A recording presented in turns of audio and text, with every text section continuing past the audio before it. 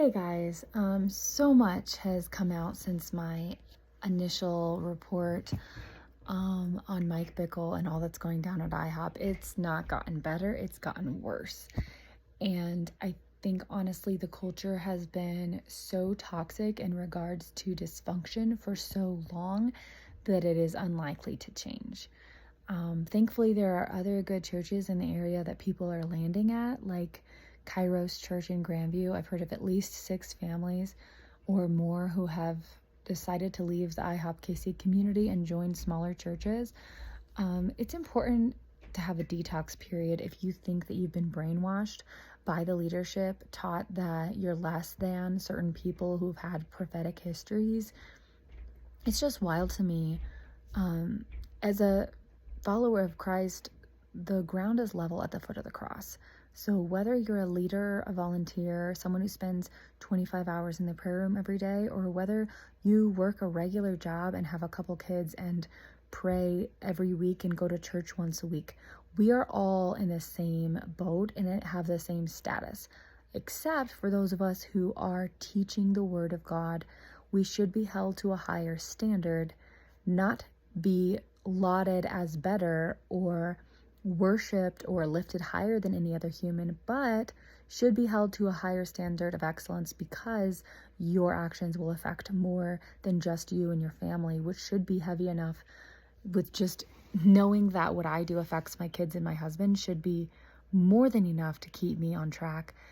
Much less it'll affect my friends or my family, but for leaders it affects hundreds if not thousands, and in Mike's case will likely affect millions across the globe because his effect has ripple effects and have started many other prayer rooms and many other churches and many other paraministries have been started because of his ministry. It's really important that we don't throw out the baby with the bathwater, though. Prayer is good. Praying is good, right? And having prayer rooms is not necessarily a bad thing. That's an awesome thing. However, it's important that we realize that there is some toxicity that was built into the culture from the beginning, which touts a few different lies that would always cover for Mike.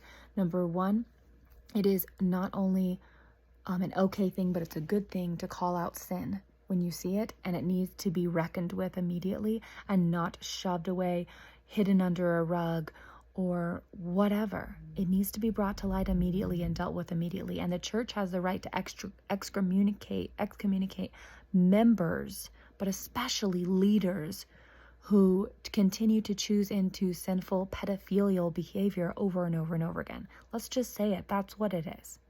So thank you so much for following my journey with this. I feel so much better than I did when I first posted the video about Mike. It's definitely put me on my own challenging emotional journey trying to deal with all of that. But honestly, Jesus is king and he will bring to light everything in time.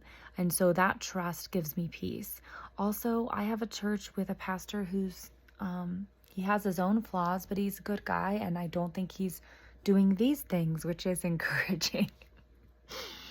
I have a much higher standard for people in leadership and a much higher standard for the level of accountability, partly because I was in leadership and I wanted that extra accountability and I wanted that higher standard because I wanted to do things right by my family, right by the people that were following me, and mostly right by God.